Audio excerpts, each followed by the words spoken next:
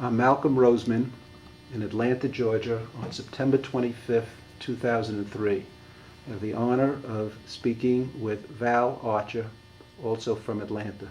Val, let's begin by just telling me where you were born and when, and a little bit about your early years. Okay, I'm Val Archer.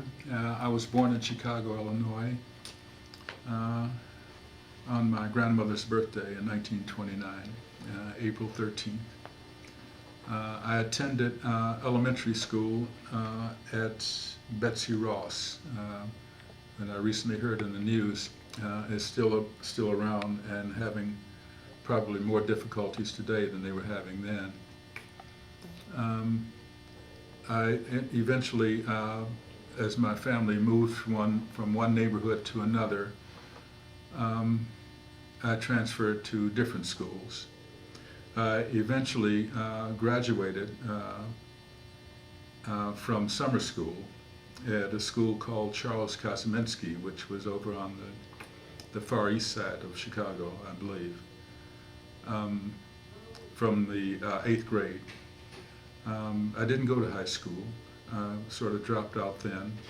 My mother passed when I was 12, and I guess I didn't have the type of supervision that was necessary to compete with my peers at that time, my environment. I joined the service in 1945.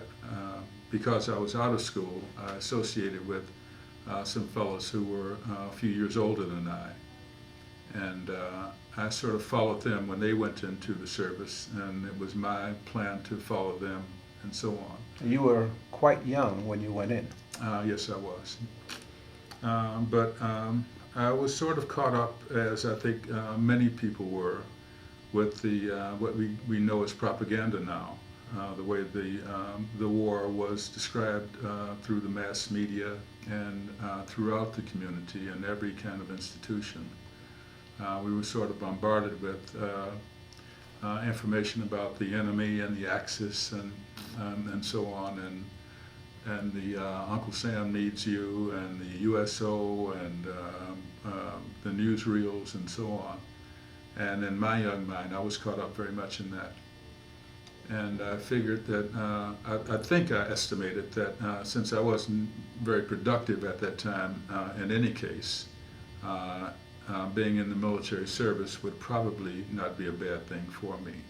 So I tended to follow in the footsteps of some of the older guys, and I tried to enlist, I think first in the Marine Corps, and then the Navy, and then the Maritime Service, and that went on, in fact, for a couple of years. And one day, a friend of mine and I were passing a recruiting station and decided we'll just go in and heckle these guys because they're not going to take us anyway. As it turned out, I think on that particular day, I've since deducted that probably that recruiting sergeant didn't have his quota at that time, because Freddie West and I both wound up being processed straight through and finally loaded onto the back of a 6x6 and shipped out to Fort Sheridan, Illinois, where we were inducted and sworn in and so on into the service. From there, it was a short trip, a short time, before moving on into basic training in Wichita Falls, Texas, and so on. My early years in Chicago, I think, as I look back, everything seems to be sort of normal in my own terms. Perhaps it would not be normal for someone else who was observing that, as I observe young people today. Some of their experiences are extraordinary, and I think probably some of mine were as well. I had two brothers and one sister. One of my brothers recently passed a couple of years ago. Both my brothers sort of followed me into the service. Of course, they went to high school and graduated. Were you the oldest? I was the oldest, yeah. And let's see. Well, let's go back to your military. You're now in Texas in Okay. basic. Yeah. Okay. Uh, As I recall, that was quite an experience, and as I look back at it, some of it, I find some humor in it. Growing up in Chicago as I did, and I did my time with gangs and so on. And as I came into the service, I sort of brought myself into that picture, and obviously came into conflict with people from other backgrounds. I recall an incident with a wrestler from Oklahoma who was, I guess he was probably about 200 pounds, and I think I was probably about 130 pounds. And one day he had decided that since our organization at that time was very close to his home, from Texas to Oklahoma was just a short trip for him. He had figured out that if he managed to get our training set back, then he would have an additional amount of time near home and so on. Well, I thought that was kind of silly and kind of selfish on his part, and so did another kid from Detroit who was probably about my size, who said something to this guy and he got smacked. And I thought, well, if he can get away with that, smack this kid and get us to go back and do that, then I'd have to try my luck with him. So we were on the second floor of this barracks, and so almost immediately we were tumbling down the stairs. And that lasted for, I think, a good 20 minutes or so, maybe longer than that. But I rather enjoyed it, and looking back at it to be bloody or have that kind of physical engagement was not unusual for me, and I think probably fortunately for me it was, because it was not for the wrestler. So we both wound up going to the hospital, and I just always find some humor in that, in recalling that experience. But I have to stop you and ask you a question, because I think it's germane. You went into a segregated army. yes, And my knowledge of the segregated army at the time was most of the officers, maybe all the officers that were around, tended to be they were white. Yeah. Mm-hmm. How did you feel about all that? I guess I had some feelings about it, but as I was incorporating all of this new experience, I didn't know anything about the military, about the officer corps, the enlisted corps, or any of that. That was something that I had to learn. But I very quickly learned that some of our white officers were quite racist in their outlook and their expectations. And with my attitude, as I was describing with the altercation with this wrestler, I would have had the same propensity to deal with them in the same way. I guess I was fortunate in a way that I received a few reprimands in that and had a lot of extra duty, but I never punched one of them. So I therefore managed to stay out of serious problems with it. But I fairly quickly became aware of the fact, and it was a kind of a group learning experience. It wasn't just that I was learning this myself, but I was learning it from the other guys who were in the organization, and their attitudes, some of which I adopted, some of which I rejected, and so on. But I managed to keep a perspective over my feelings of individuals that I was involved with, and I met some pretty rotten white officers, and I met some very good officers that I later learned what a good officer was and how he performed, and I quickly learned the difference, I think. So you did, what, the 6 weeks of basic?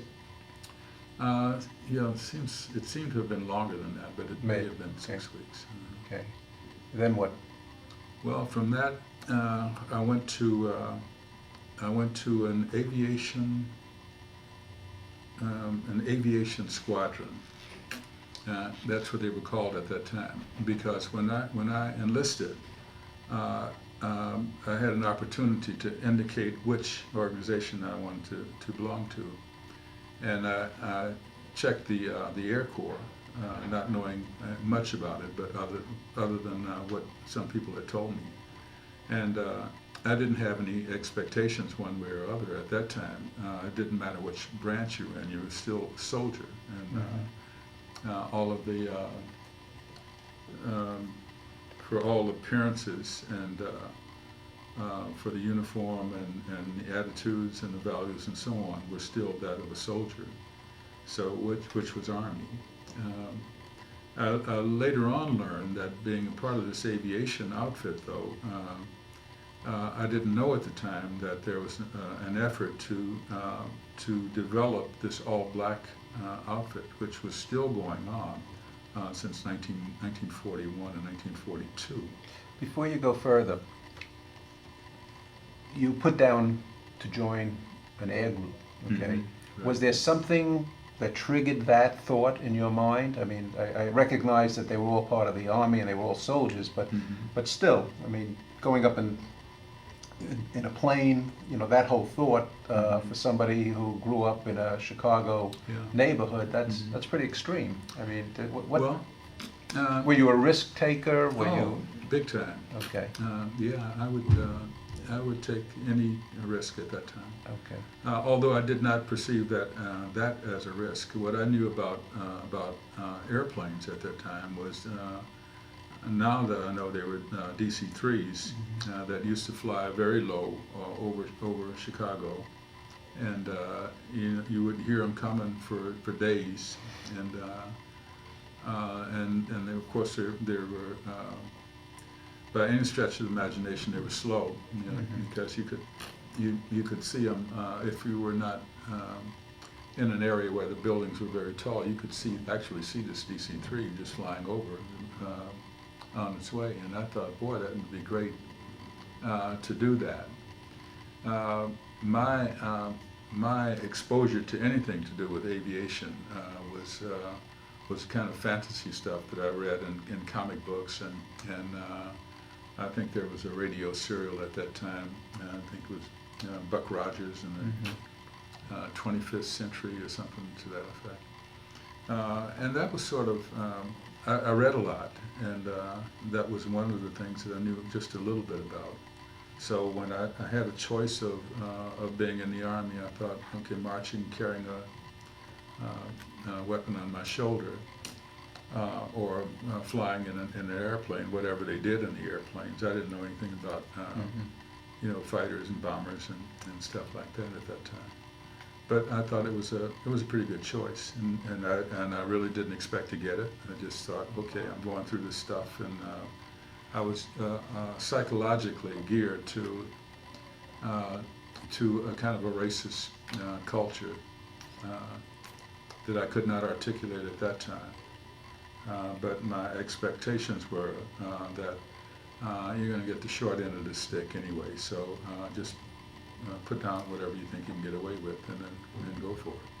All right, so you moved into this, to where at this point? My first stop after basic training at Wichita Falls, Texas, was a place called Geiger Field up in Spokane, Washington. And I went there. That was a fairly pleasant experience, you know, being out of the city and out of Texas, which is another world by itself. To go up into the mountains, and it was cold and pristine, and a new experience, and I was excited about it. And I went to I think it was a demolition school. I went to learn how to blow up stuff, which was not inconsistent with my character at the time. But when I completed the training, I was very quickly put on a train and with orders going to join this 332nd fighter group in Columbus, Ohio.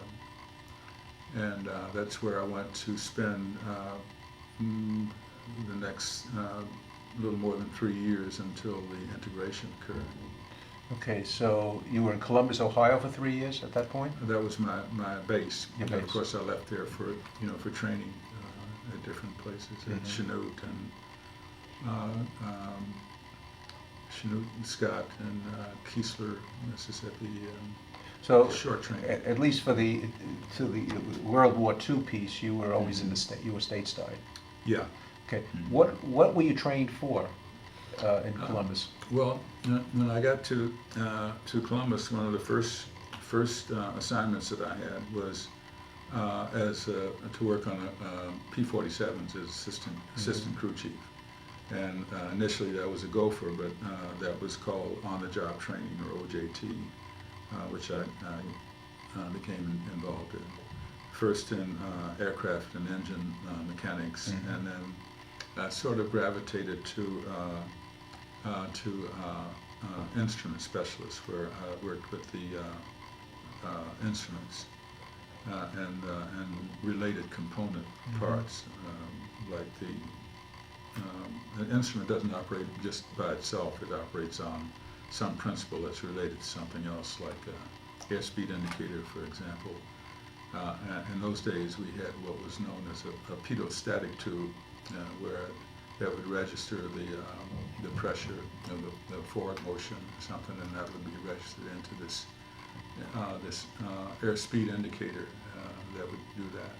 And then there were engine instruments, manifold pressure gauges, and tachometers and indicators and so on.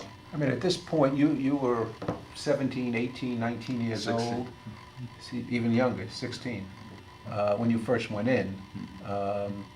You never went to high school. Here you are getting a whole education. Yeah. How did you feel about all that?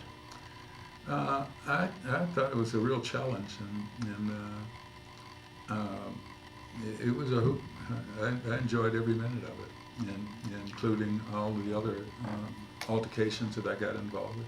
The thing I did not enjoy is I did an awful lot of KP, washing pots and pans, and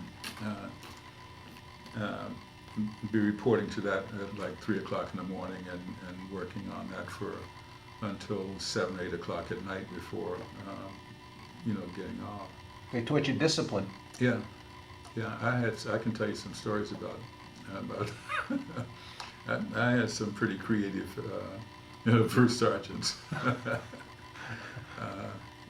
But I managed to not spend a lot of time in the guardhouse. I did get to know most of the guys over there on a first name basis. Okay, I'm not sure we need to go into all the details on No.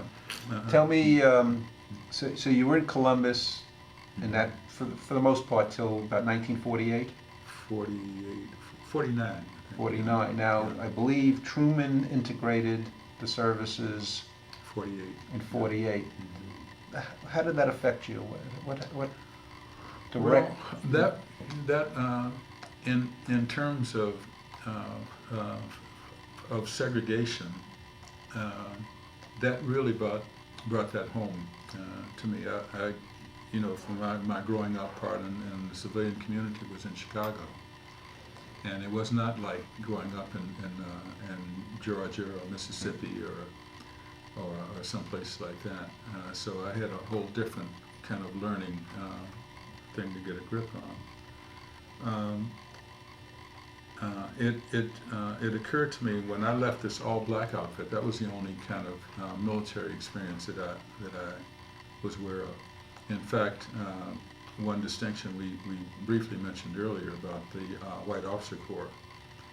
When I finished my training, and went to Lockburn. That was the end of my white officer experience. Our officers were all black, and in my estimation, far more professional and qualified in every way than those white officers that I had met prior to that time. And they were good mentors. Some of those guys I met back in those days who decided that they would take an interest and teach me some lessons, which they did, a lot of them. I still know those guys, who are still surviving. And we can recall some interesting experiences from those days. But as far as the integration was concerned, that was my first experience with segregation, and from a different sense, because I was moving from an all-black community that had its own social and political and other kinds of dimensions into an all-white installation where there may have been 2,000 white troops there and 3 black troops. The black troops who were already serving on those installations were in the food service jobs and motor pool and what were considered unskilled jobs at the time. When I hit, my first assignment was at Bowling Field at headquarters, USAF. And when I reported in there, although I'm sure that it was well publicized that you're going to get some black troops coming in here, and probably that they are skilled and qualified people. When I went to first reported to the flight line, I was told, well, I was sergeant at that time, and I was told that, well, you can't supervise anybody here. We can't have you supervising any white troops. So we'll have to find something else for you to do until we get a white person who will come in and be over this shop or this position. So I wound up being sent off to tech schools. I spent more time in tech schools, and then I decided I would try and play football there. Although I didn't weigh very much, but I was fast and I liked the game. So I did that for a season. In fact, I did that until the Korean War. My first experience initial with that was I had orders to go to a Korean assignment, and I was shipped out to a base, port of debarkation, I think it was called, in the San Francisco area. It was an Army base, and I got there. Stayed around with a bunch of other guys who had come in from different places, and we were going to be on this joint assignment, I guess, leaving together anyway. The war in Korea had already begun? Oh, yeah. Okay. And so while I was there, waiting for my direct orders and that, I just had orders saying, okay, you report to this base. I can't think of the name of it now. And then with further travel to K6 or K6 or K9 or something like that. In any case,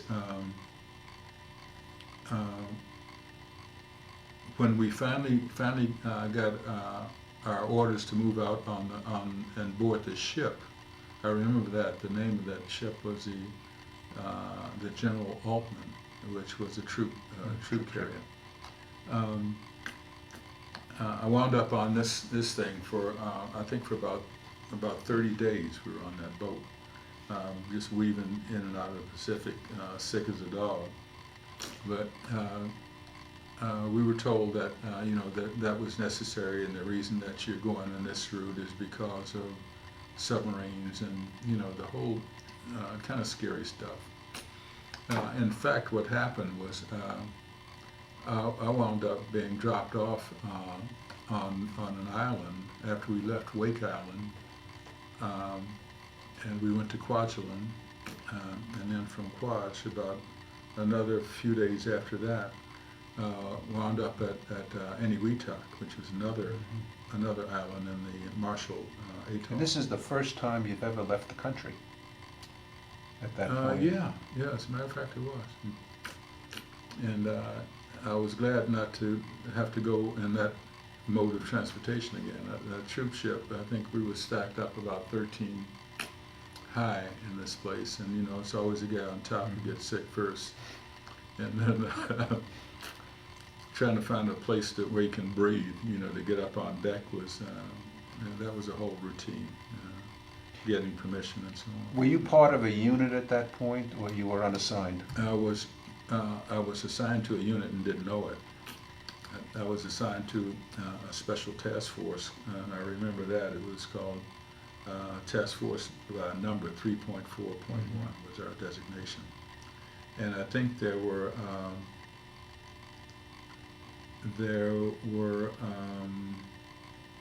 how many of us who got off with that? I think there were 7 of us who got off, who were dropped off on this island at that time, and the ship moved on and went to its next destination, which may or may not have been Korea, I don't know.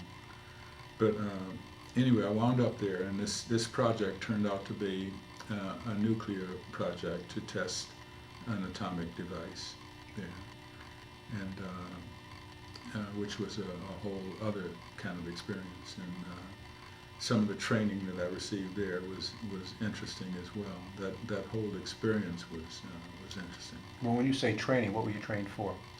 Well, our mission was to fly these drones through an atomic cloud after the weapon was detonated, and then the drones would come back and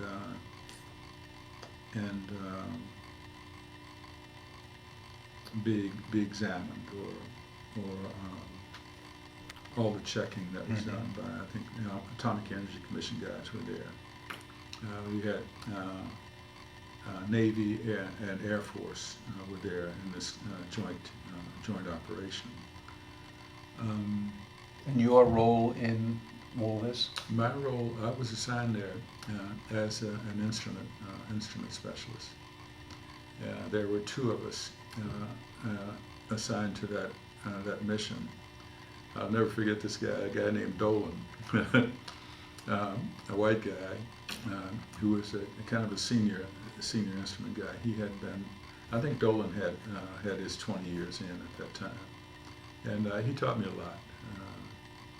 The 2 of us, we, you know, when you're on an island that size and practically nothing to do except work and read and so on, which we all did a lot of, I think.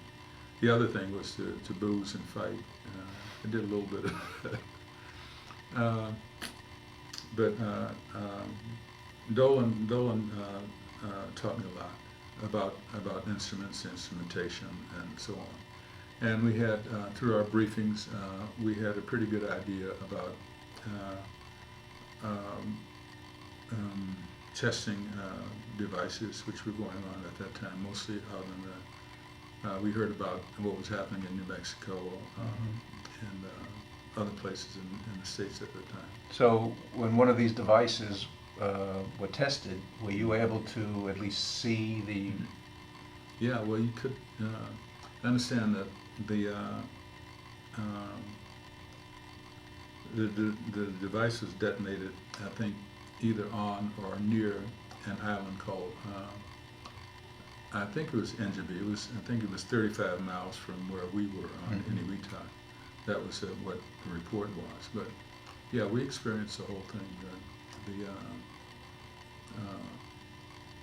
The detonation from that distance, as I recall, our instructions were to lay on the ground, and we had some special eye protection and other stuff, and we laid on the ground and covered our facing the opposite direction of the blast. I'm not sure that that made a lot of difference, because when it went off, it was the most brilliant light, and it was almost like you could see it going through your body and through the ground and everything else. And I'm trying to recall which was, if we felt that the island was sort of moving back and forth like that. At least that was the sensation. You felt the pressure from the Felt blast movement. itself. Yeah, and of course the sound was. I think the sound may have been first. Yeah, I'm sure. No, I don't know whether the sound was first or the flash was first from that distance, but they were separated by a distinct period of time, and it lasted for quite a while. The detonation was early in the morning, maybe 2 or 3 o'clock in the morning, and so on. And we were still sort of experiencing that way after dawn the next day. And then, of course, we were busy again with our separate operations. How long were you on the island doing this? I think for it was less than a year, maybe 11 months or something. I recall that it was less than a year.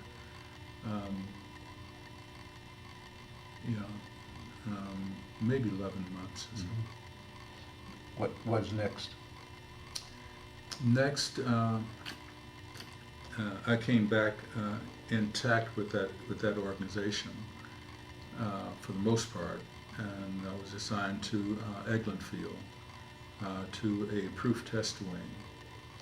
And when I got back there, I sort of picked up right where I left off with the base in Washington. Was with that we don't have a spot for you on the flight line, and I'm sure I was offered, would you like to work somewhere else? Would you like another job somewhere? And I recall going off to some more tech schools at that time. And so you're getting a heck of an education at this point. Well, I got some technical training, but it was not really an education. I knew what was going on. That was, it was pretty obvious. No one tried to conceal the purpose or the reason for any of this at that time. What I had been to Eglin Field before, because while stationed at Lockbourne, we had our gunnery training there at one of their auxiliary fields, where we went every year. We went to, I think there were several auxiliary fields there, and different years we went to different ones, and to do training, for the pilots to go out and get their gunnery stuff in, and of course we had to support those operations. So I was sort of familiar with that. What really went on at that time was some more. That was my first sort of exposure to the South, and what all that meant in terms of being a black soldier. The segregation, the kind of places that we were allowed to go, when we were permitted to go. I remember going to a movie once in Pensacola, and being told that blacks had to go, I think, into the balcony, but you had to go up the back stairs like a fire escape. That was the entrance to go up, and there was a little place, like, I don't know, a section of seats that we were allowed to sit in. I think that was the only time I ever went to a movie off base. There were Now, what you're about 52, 53? no, this was back in the 40s. Oh, okay. Yeah. Okay. So when I came to Eglin after the nuclear assignment, I was somewhat familiar with that installation, so I sort of knew what to expect there. I did have friends, young friends who were married that I knew, and in Washington, who were assigned there, and they were living in an area called Skunk Hollow, which was at the bottom end of on the swampy end of the base. They had segregated housing on base. So let me make sure I understand this. Mhm. The Army was integrated, but the housing was not? Well, yeah, that's true. It hadn't caught up, the integration. Well, the integration was going on. What was happening, we had black troops on the same base as white troops. Mm-hmm. That was the first step of the integration. Okay. How it unfolded from there was pretty slow. And in fact, that's where the real abuse came, in such subtle and unsubtle ways, like the kind of housing, again, that my friends lived in. Mm-hmm. Just because they were married and they were allowed to have their families accompany them, they lived in this area called Skunk Hollow. And there were, I'm not sure what kind of housing that was exactly. It was like shacks, Mm-hmm. but there was like a community of shacks on this installation. And I remember one family in particular had an infant child, and they would the deer would walk up, and they were very sort of domesticated almost, Mm-hmm. and the baby was crawling around on the ground among these fawns that were out there. But it was so basic and so crude. There was no. I don't recall what it was like there in the winter. I don't recall visiting them during the winter months, which could be quite Okay. cold and damp. What were you doing at this point? What was your role? At that point, most of my time was waiting for school assignments, so on. So I had some time on my hands. Now, I have to ask this question because you're now, it looks like you're making it a career. I mean, at some point in your head, Well, did you ask that question of yourself? Do I want to make the Army a career? no, I don't think that was ever a really. That came later, Okay. much later. I had, we got 1950. Unless you were at the point of completing your tour, at some point you got an additional year hung on. It was called a Truman year, Mm-hmm. and that was, I think, because of the Korean War. Right.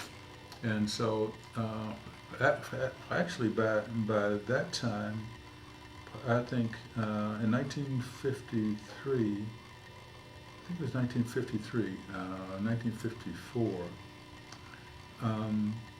When I had an opportunity to get out, I took it. I separated. That was my. In 1954. Yeah, I think it was Okay. 1954. Okay. I think it was after I had gone. I went to MacDill in Tampa, Florida, to B-47 school. After I had prior to that, I'd gone to an engine analyzer course. That was crazy stuff back at Chanute, and then I went to another course at Scottsfield. I don't know what that was about. I don't remember that, but I came back, and was kind of excited about this B-47, which was a whole new system, and jet bombers, and really it was a neat system at that time. And but I knew after I finished that, it was going to be some other thing. So I just decided, okay, I'll take my marbles and go home. And that's how I got involved, I think, with the reserves. Unknowingly, I was carried on the rolls for the reserves, although I was given an honorable discharge. And it was, I think I had been out for 6 or 8 months or so, and I got this letter saying that report to report to some base, something. I don't recall the details of it, but you've been recalled to active duty. And I thought, well, I have a discharge. And the Korean War is over at this point. Well, yeah. 54, it had been. Yeah, it was over. Because Eisenhower became president. That's right. In 52. Yeah. So, so I said, well, it's got to be some mistake. You got the wrong. Maybe somebody else with the same screwed up name or something. And I think I contacted whoever the authorities were at that time, and they said, no, you've been recalled, and they didn't explain very much, as oftentimes bureaucrats don't do, and they didn't feel any compunction about. In other words, you're AWOL if you're not here, so you don't deserve an explanation or something. So my attitude was, come get me. So I moved. From then I moved to New York.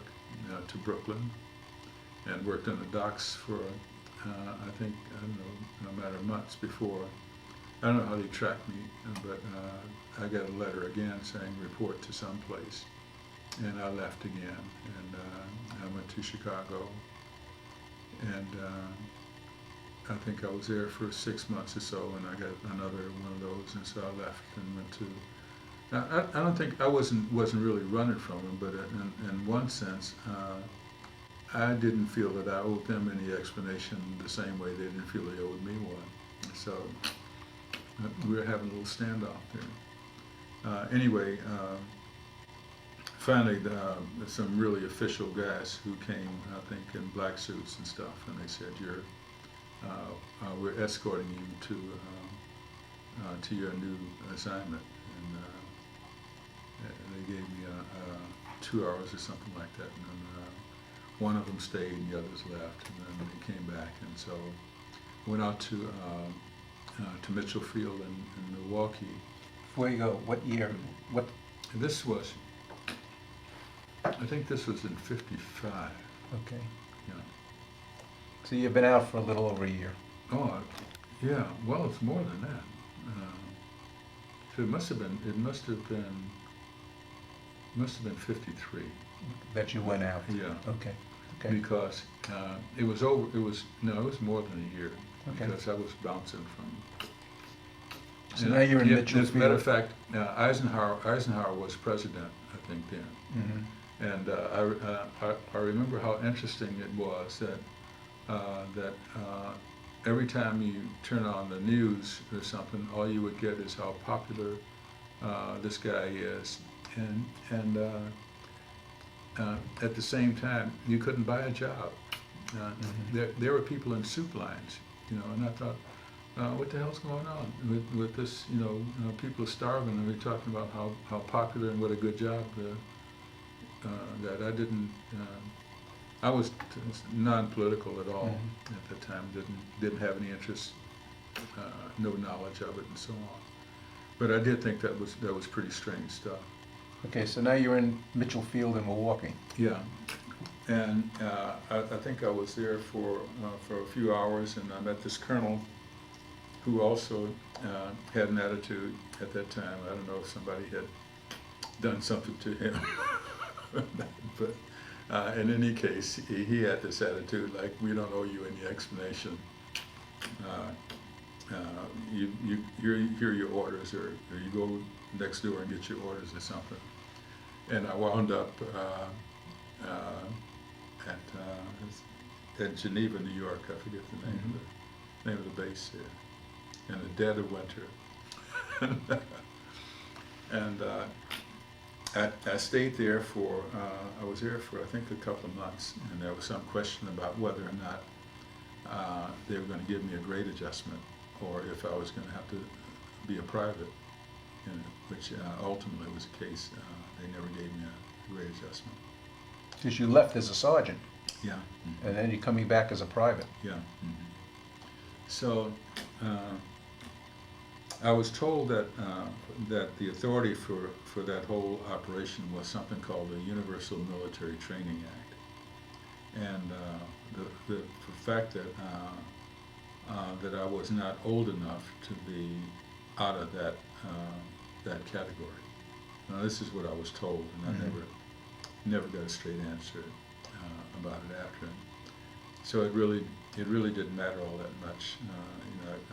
There was no way I could get out of it without going to jail, and they made that clear. So I sort of started off all over again. I didn't have to go through basic training or any of that, but I did get.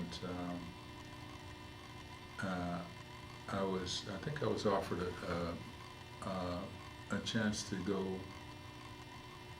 Excuse me. To be a flight engineer, but without the pay. I would be a private on that, and so I thought, well, that's not, we can do better than that.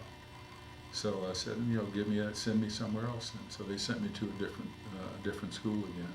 So I spent a lot of time In school, in tech school. Tech schools, yeah. Eventually, well, let's see. I was assigned. After that, I was assigned overseas again. I did a tour on Guam, and from Guam, I did a consecutive tour in Japan, and had some assignments in Korea, brief TDY periods, and then back to Japan, and. I got married in Japan at that time. That was a whole other story. It would take 2 hours to describe that to you. But you met your wife in Japan. Yeah. And then I was assigned from Japan to the missile squadron, ICBMs. I went to 395th Missile Squadron at Vandenberg Air Base in California. That was another interesting place where there was no housing at that time. I think that was a new base, new facility, a new program, and so on. I was assigned to the Titan. Also on that base, we had Atlas and. Now, when you say you're assigned, what was your job with respect to that? By this time, I was in training. My job was I was an instructor, and I did mostly management training, and then some technical stuff from time to time. But mostly, I had an opportunity to work for some of the contractors, like Aerojet General and General Dynamics and so on.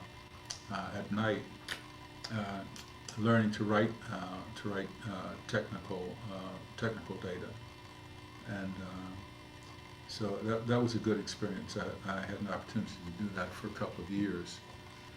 Now, what years are we?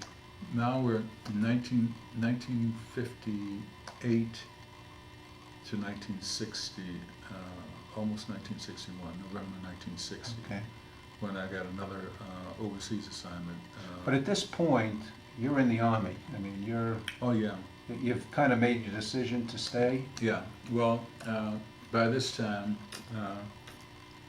it was dawning on me that I was past the halfway mark for some retirement, and I was still thinking that at some point, I think I had given up on the grade adjustment thing, and And you're still very young. I mean, you're 30, 31 years old in 1961. yeah, well, I think I felt pretty old at that time. But anyway, I had some good experiences, some good training, military training. I think I was probably one of the most trained people in the military, and I had opportunity to move into different career areas and learn that. And at some point, I got wised up enough to go to night school, and I continued those, attending night school throughout the period when I was in California and then overseas. And I got my undergraduate degree, my education with University of Maryland. So you overseas. finished you got your high school diploma, Yeah. equivalent, and then you went on to college and got your undergraduate degree. Well, yeah. Okay. I didn't do it in that order. I normally didn't do things in a proper sequence. I was on I think I was on the dean's list for 2 years, and someone decided that, okay, you have, before you go into the next category, whatever that is, you have to have proof of your high school stuff. So I faked it. No one had ever challenged me on that before, and I said, well, I went to the school that my brother went to in Chicago, and it took them about another semester or 2 to catch up with that, and they said, well, they don't have any record of your of your attending there. So then I was given the option of taking the GED, which I did, and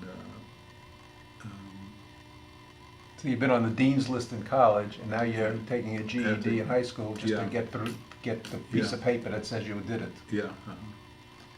And then anyway, after I left there, that was a long story too. But before you go on, what was your degree in at Maryland? in Maryland, economics and psychology. Okay.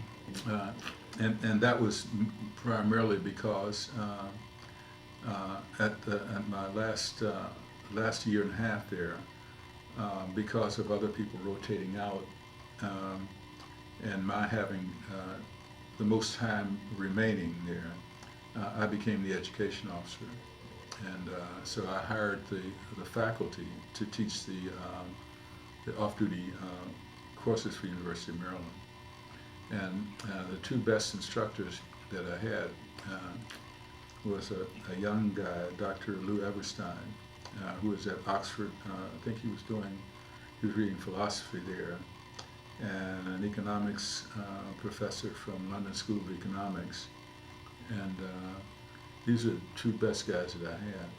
And then I got another economics professor who had been at West Point, and he was back at Oxford getting his master's in it. And so I had these guys consistently over. And But you're still not an officer. Oh, no. Doing all this and you're not an officer. No. Well, that didn't bother me as much as just not having enough money to support my family. But then there were occasions when I had an opportunity to work a part-time job in the Officers Club or the NCO Club or something like that. But with all of this knowledge and background, and there was no way of you going into an officer candidate situation? No way. Was that in part because of the racial issues of the time, or Yeah, I think so, because even in the 60s? oh yeah, because I did apply for a program known as Bootstrap, to go away to get your final semester to get your degree, and that was put off. In fact, when I got my undergraduate degree, I was already taking graduate courses, and because I had more than enough enough to graduate, except that you had to do 1 year. Your final year had to be at the institution that you got your degree from. So after that, where did you go next? Well, I came back to the States, and I went to. I was assigned to the Syracuse, New York, where I was the education officer. I didn't have the grade, but I was the only person that they had to do that, and I did part of my graduate stuff. I did at night again at Syracuse, and then I got a fellowship to finish up my master's, and another one to begin my PhD studies in. And I was moving in. I changed my field from education to political science and public administration, and I wound up with my doctoral studies in interdisciplinary social sciences. Shortly after, and I retired there. I planned for retirement.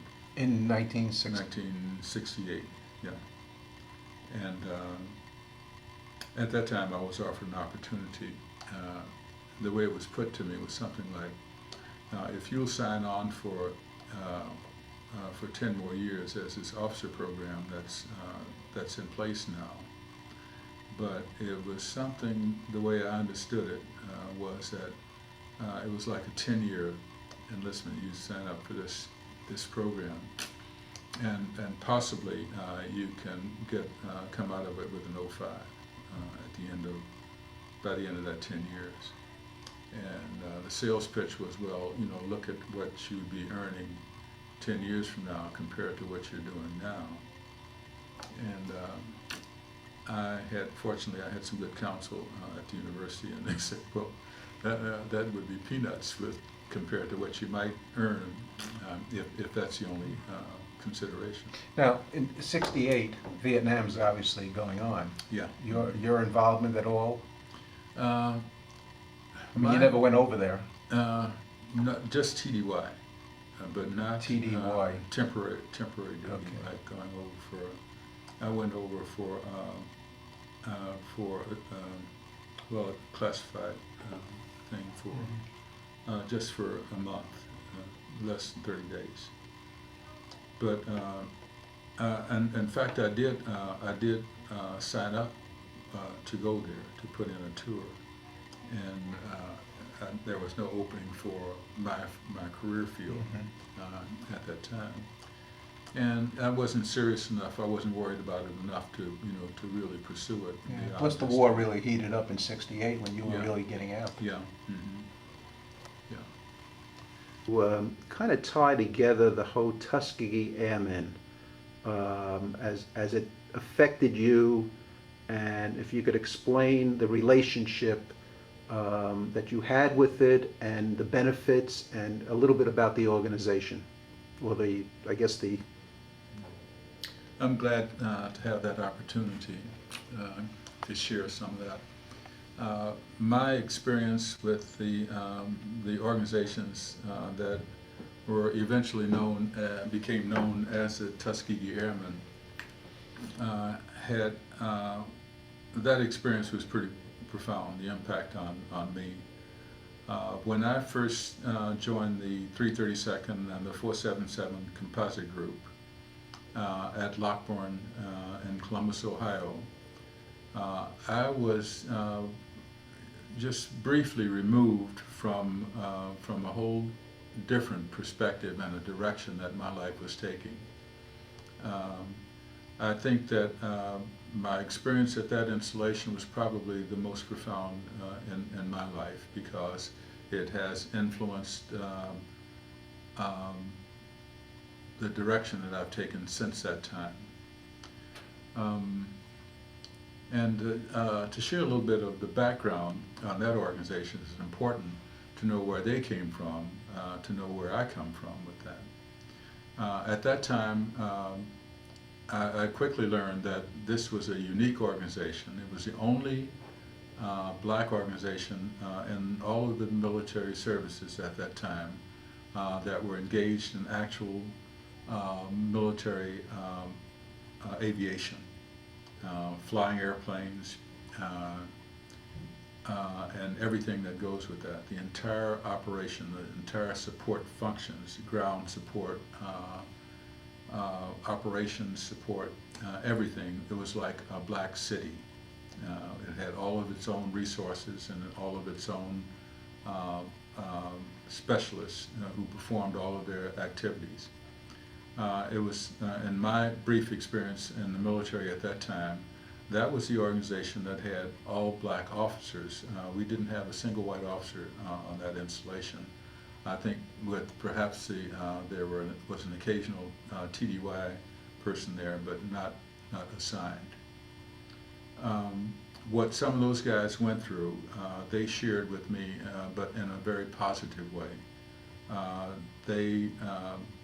The experiences that they had, the frustrations that they had, being trained to maintain the airplanes, and then to fly them, and then the other for the fighter pilots, that was the first group that began. The Tuskegee Airmen started off as one squadron, the 99th Pursuit Squadron, which later on became a fighter squadron. It was the first black organization, flying organization, to go overseas. That was they faced real challenges just accomplishing that. This was an organization that wanted to get into the fight. They were skilled, qualified. They had met all of the demands and requirements to be engaged in combat, and they wanted to go and contribute their performance to that. It started off, I think there were 5 graduates in the first class, and that was headed at that time by Benjamin O. Davis Jr., Captain, West Point graduate, guy who spent 4 years at West Point, his complete tour there, receiving the silent treatment without anyone speaking to him outside of official duties. A guy who had to go and ask permission as a cadet if he could have a meal at the table of other cadets, and would have to get permission to sit down. And often, as I understand the story, was not given permission until the meal was over, and then it was back into the drill and so on. So some of the kind of harassment, the kind of ugly, unnecessary experiences that this guy had there was that created the kind of discipline in him that as he became the first commander of this all-black squadron as a captain, and eventually his promotions came quite rapidly to catch up with his classmates from West Point. He graduated in the top numbers at West Point in his class, despite all of the difficulties that he had. Was he the first black soldier at West Point? No, he was not. He was not the first. There were. I can't give you the names right Okay. off now, but there were several.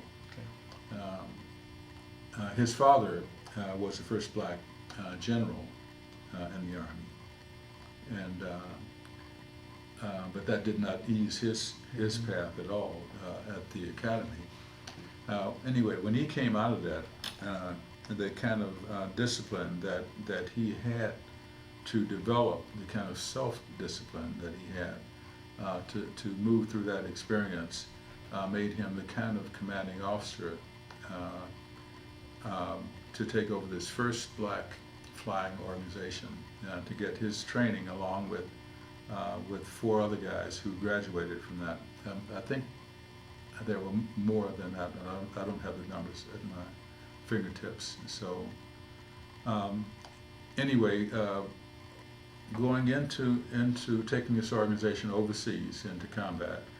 And at first, the numbers of cadets who washed out at Tuskegee, where this training was established.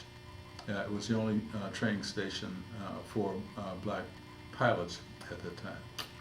Subsequently, a few years later, when we were given the opportunity to fly bombers, B-25s, we received training from several other different locations at that time, different bases where we went for navigation training, places for gunnery and bombardiers and all the crew places, the different kinds of armament training that was required, and we had people to do that as well.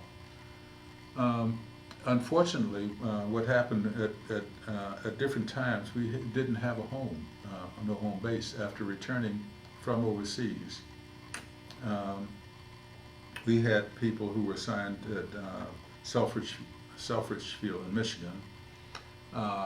It was part of the organization, and the reason for these different locations, we had personnel at Walterboro, South Carolina, Gardner Field in Kentucky, Selfridge Field in Michigan, and I think there may have been a couple of others, until we all finally wound up with a base, a home base at Columbus, Ohio, which was Lockbourne. Okay. And that's when all the components from different places were pulled together. Freeman Field in Indiana, there was a very famous incident there where the base commander, in order to prevent the blacks from using the officers' club, designated all the black officers as trainees, and then established the order that trainees were not permitted to use the officers' club. And that was sort of a mutiny. What happened was 101 of these guys decided that they would not comply with that order. They went into the officers' club, and they were threatened that with court-martial if they did not comply with that order. The last guy who was finally exonerated from that, and at great personal sacrifice to his career and both in and out of the service, received I forget the word for it now, but President Clinton forgave his court-martial. So were the 101 actually court-martialed? Not all of them. They did selectively. Yeah, but some, as a result of that, though, many of them decided that, okay, I will not remain in the service because this is already on my record. I'm not going to go anywhere. Every opportunity that would accrue will be put down by this court-martial thing that was considered to be like a mutiny. We still have at least one of those guys right here in Atlanta, in the Atlanta chapter. But the kind of discipline that we had to develop, and my relationship as I came along and joined this organization at the time that I did, and with the experience and everything that was going on in their environment, in their lives at that time, was a kind of a conditioning process. And for those of us, the black troops who were brought into that organization, we were just sort of sucked into it. And fortunately for us, for the most part, these guys were smart enough and dedicated enough so that they said, no, the training that they passed on to us is that you better not fail at anything. If you fail, we're going to take care of you. And it's going to be worse than if you had that. And I think we got the picture. But it was that kind of commitment, that kind of dedication and sacrifice that gave us the strength, I think, to prepared us to go in and integrate this Air Force, this Army Air Corps. The kind of racism that I personally encountered, and I know that other people encountered the same way, was mostly kind of humiliating experiences for the most part, at being abused, mostly, well, all entirely verbally, of course. In fact, there was some stereotype stuff about black guys being like Joe Louis, who was in fact a role model in many ways because he was a champion, and we had him to sort of respect and that kind of thing to look up to. Fortunately or unfortunately, I think we had a reputation of every black guy is a prize fighter, and you don't want to engage them in physical combat, but you screw them every other way that you can. And there are thousands of ways to express that kind of racism. Most prominently, it had to do with promotions, and where on any number of occasions I did, and I experienced it with other people, where we would actually train some white troops to come in, and in a very short time they would replace us and with the promotions and all. So that kind of humiliation, and not only the humiliation of it, but the actual loss of money, which was important in trying to maintain a family. And after being involved as long as some of us were, you reach a point where you have to do that. You've got to finish off the job, and that could be anywhere from wherever you make that decision, and depending upon what your circumstances were at that time, anywhere from say 10 years to between 10 and 20 years, and that was a time that you had to suck that stuff up, and that's a long time, and it creates some very, very powerful feelings, I think. That kind of deprivation and that kind of vicious, ugly stuff. So the Tuskegee Airmen organization really becomes your support group. We were our own support group, mm-hmm. Yeah. And as important as it was to go out, to move out and turn the entire military around, and that's happened to a very large extent right now. As important as that was, it was done at great sacrifice, at great expense to many people, and I feel abused by that myself to a certain extent. But I think not enough to stop me from where I want to go. My direction has changed. Now, this organization, you are president of the Atlanta chapter. Right. Mm-hmm. So this is an ongoing organization? Yeah, established in 1972 in Detroit. Some of the guys got together.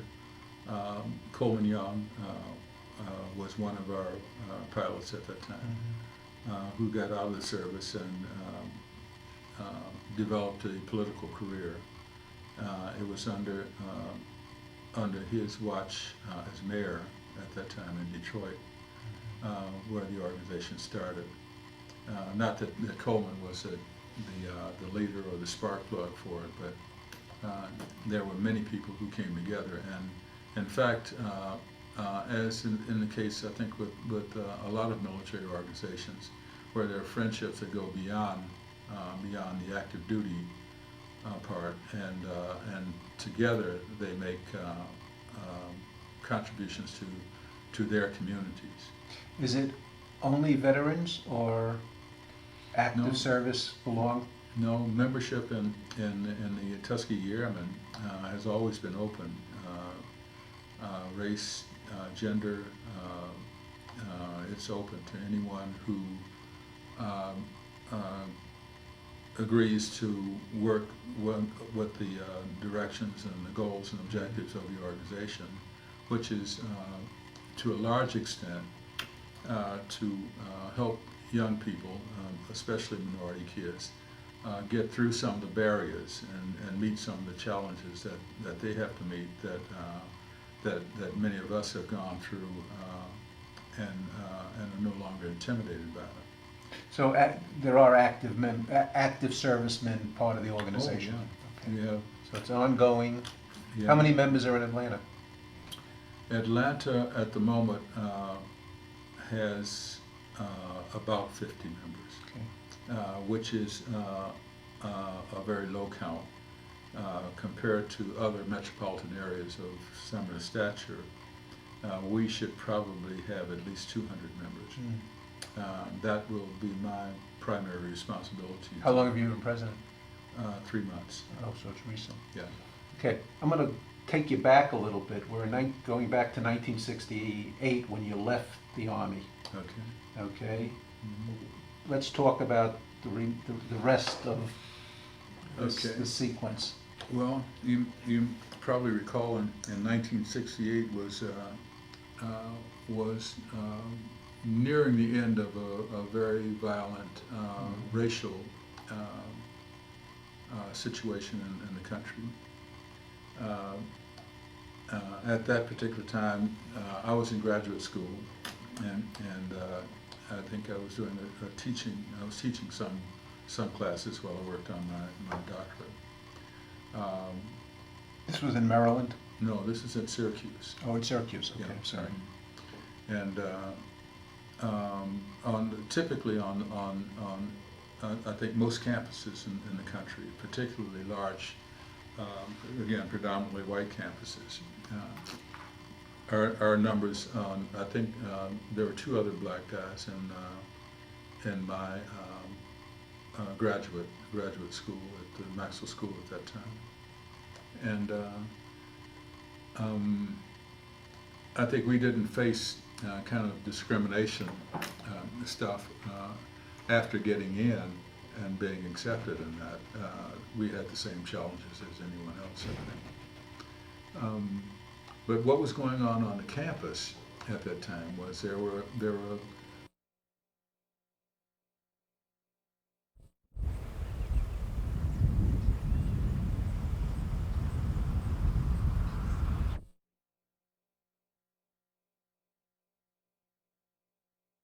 we did not have, I think, the black faculty.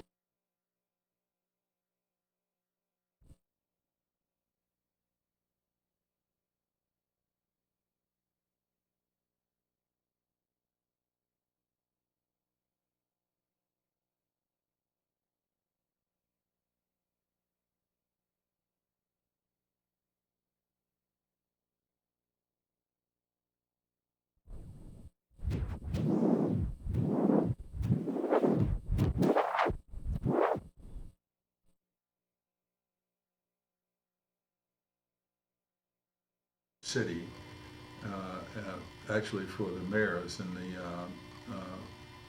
Human Rights Commission, and so I was sort of exposed to a lot of that. In fact, my physical condition at that time, I think I was going to school full time and I was working full time. And I was working with the police on one hand and the several other organizations, and also trying to keep the community focused instead of the actual combat and burning the place down. So I didn't get a lot of sleep, and I didn't get a lot of taking care of myself at that time. And as a result of that, I wound up having a heart attack. And this is, you were young at this point. I can say that now. I felt young. Well, I feel now I was young, but at that time I didn't feel. You were 40. I felt pretty old. You were 40. Yeah. Yeah, somewhere about that. Well, if you're 69, you would have been 40 years old. Yeah, that's right. Well, in any case, The good news is you survived. yeah, I survived. Unfortunately, I didn't complete my dissertation, which was a real, it seems like I've had two major blocks in my life. I didn't get a commission from the service, and I didn't finish my doctoral. Those are my two huge disappointments in my career. But it's not over. I might, you know. That's right. I might Well, get another- okay, so you convalesced, you got better, then what did you do? Well, then I was offered another kind of a challenge to work for the government again, and I took a job as a training officer with the Civil Service Commission. After about a year of teaching again, it's just a kind of a normal continuation of my management and leadership studies that I taught. Now, where was this? This was in Syracuse. It started off in Syracuse, Okay. and then it moved to New York. I was offered an opportunity to work with the Carter administration on the Civil Service Reform Act, a special task force again, which I did in 1967. No, that'd be later. 67. 77. Yeah.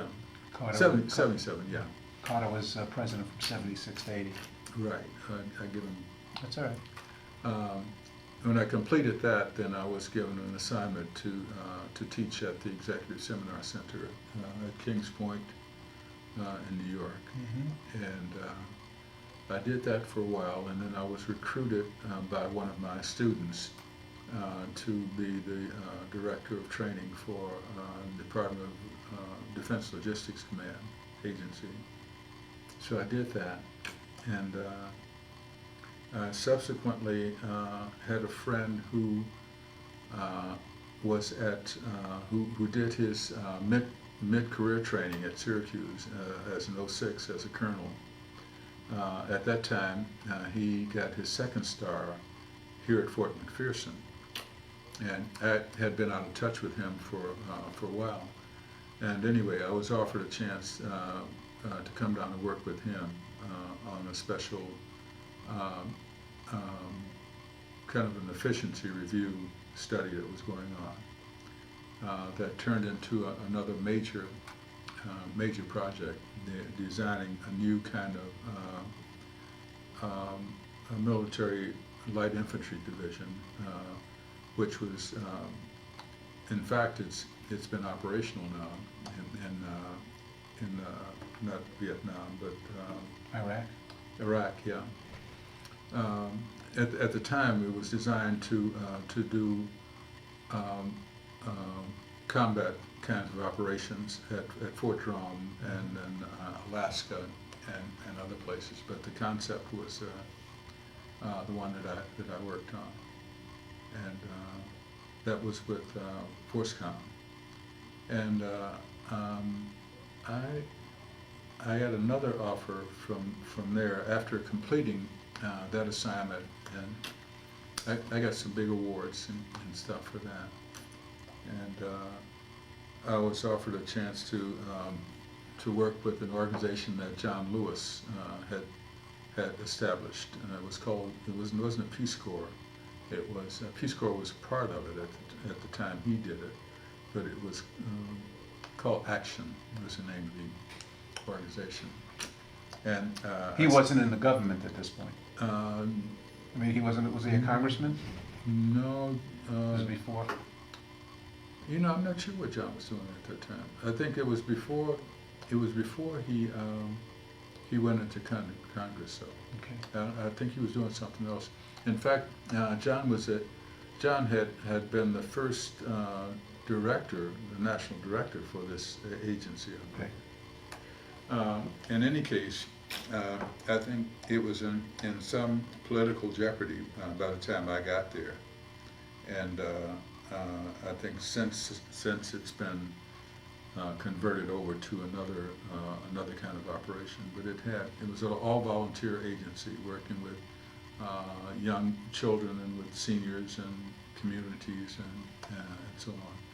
It was directing volunteers. And from where was this? Southeast region. The headquarters was here in Atlanta. Is that how you wound up coming to Atlanta? No, I came to Atlanta to work with Mike Brown out at Forces Command. Okay.